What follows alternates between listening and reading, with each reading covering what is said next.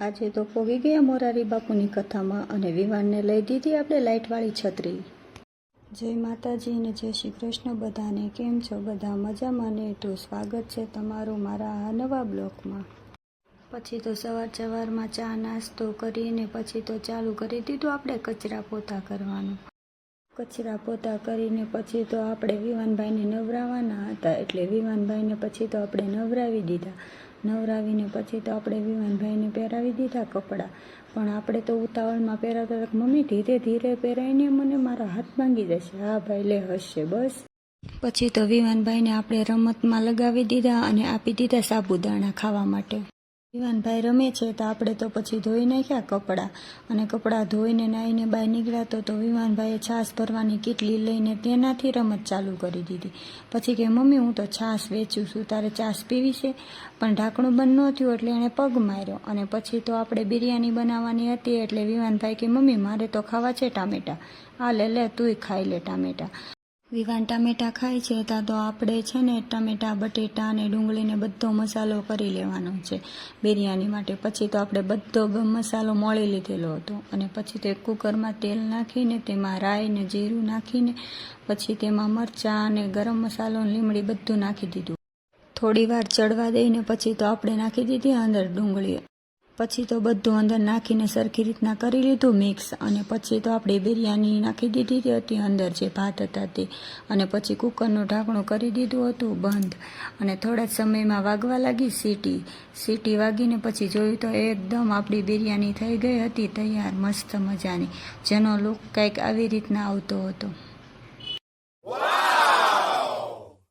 વિવાનના પપ્પા તો આજે આવવાના હતા નહીં જમવા, એટલે છાશ અને બિરયાની હતું એટલે મેં ને વિવાને જમી લીધું।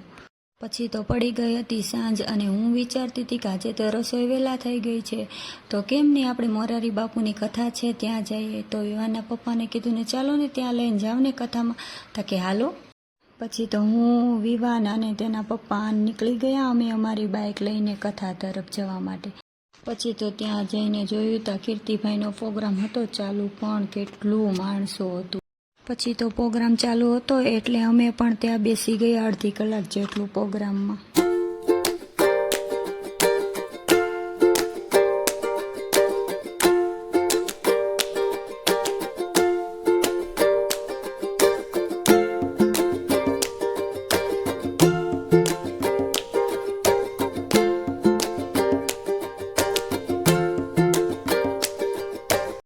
પછી તો ત્યાં કીર્તિભાઈ પ્રોગ્રામમાં ગયા અને વિવાન જવો અહીંયા। પછી તો બધા મંદિર જોતા જોતા અમે તો ત્યાંથી નીકળી ગયા હતા પ્રસાદી લેવા માટે। પ્રસાદીમાં તો કઢી ખીચડી પ્રસાદી અને શાક રોટલી હતું, પણ બહુ મજા આવી ગઈ જમવાની। જમીને પછી તો અમે આવી ગયા હતા મેળામાં, પણ ત્યાં જોયું તો મેળામાં મોટા મોટા ચકડોળ હતા। આપણે કોઈ દિવસ હજી આ ચકડોળમાં બેઠા નથી। પછી તો અમે મેળો બહારથી જ જોઈ લીધો, કેમ કે અંદર જઈએ તો મારો વિવાન તો બહુ લાડ કરે।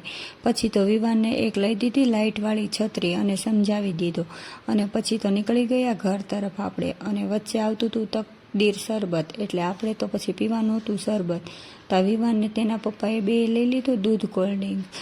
તમે દૂધ કોલ્ડ-ડ્રિંક પીવો, પણ મારે તો પીવાનું છે શરબત, કેમ કે દૂધ કોલ્ડ-ડ્રિંક કેટલુંક રોજ પીવું। અને પછી તો ગુલાબનું શરબત આવી ગયું હતું આપણા માટે, અને પછી તો આપણે પી લીધું શરબત।